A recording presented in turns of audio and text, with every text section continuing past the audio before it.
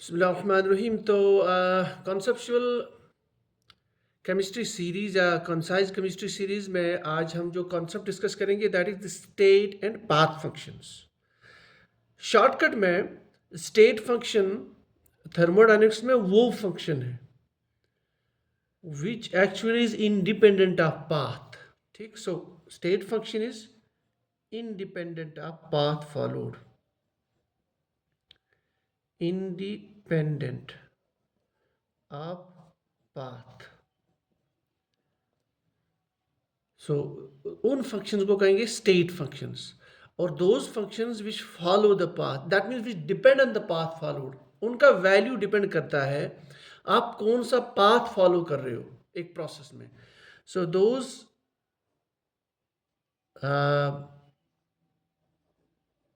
functions which are dependent on path followed in a thermodynamical process, which are dependent on the path followed, so they are called as the path functions। ठीक है, कोई भी आप process करो thermodynamics में, किसी भी system में या किसी भी केमिकल रिएक्शन में, so if it depends on the path followed, it's called as a path function. If it is independent on the path followed, it's called as state function. So independent of path followed means it depends only on initial and final states।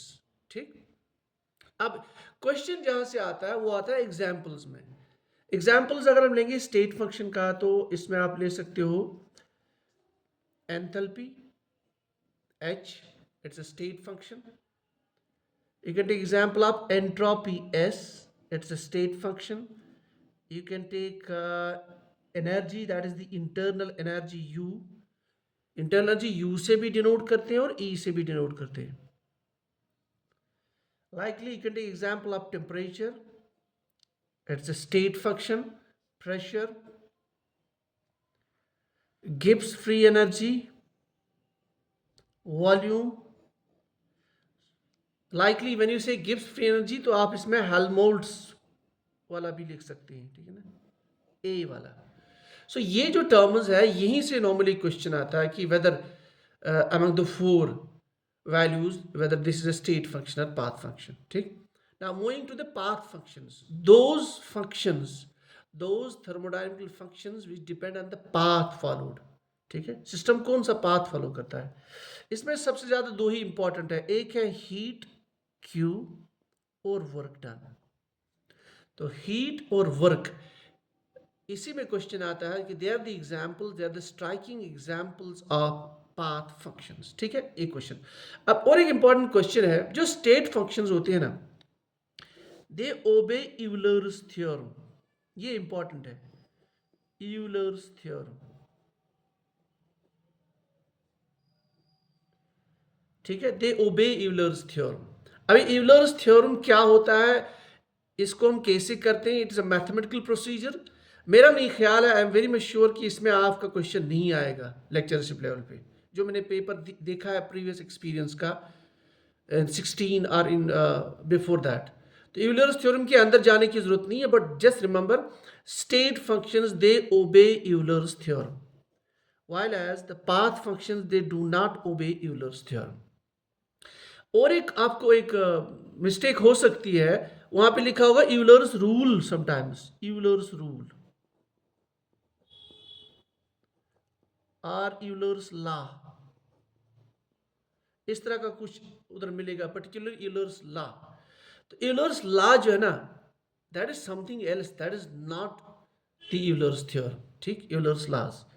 तो generally आप बस remember ये कर लीजिए कि state functions they obey Euler's theorem while as path functions do not obey। अब एक important question जहां से क्वेश्चन नॉर्मली आता है, that is first law of thermodynamics से। Now first law I will be discussing in the next class, लेकिन आज हम इसका हल्का सा हिस्सा लिख लेते हैं। First law, we know that energy can neither be created not destroyed but can be converted from one form to another. ठीक, सो फर्स्ट लॉ हम लिखते हैं, thermodynamically change in internal energy is equal to Q, heat supplied to the system, and then plus minus work। Plus means work done on the system and negative sign means work done by the system. तो ये जो आपका Q plus minus W है, now the value of Q plus minus W is equal to delta E. Now delta E is basically what? It is change in internal energy. Internal energy is a state function. वैसे ही change in internal energy is a state function. Change in entropy is a state function. Change in pressure will be a state function. ठीक, change in enthalpy will be a state function. So दो path functions को जब हम sum करते हैं या subtract करते हैं, now as per the first law it becomes a state function. ठीक है, so ये important है that Q is a path function, work is a path function, लेकिन their sum or their subtraction it's a state function because it is equal to internal energy. अब ये first law का जो further cases है जिसमें further questions आते हैं, इसको हम नेक्स्ट कॉन्सेप्ट में डिस्कस कर लेते हैं। आज के लिए बस इतना ही, स्टेट एंड पाथ फंक्शंस।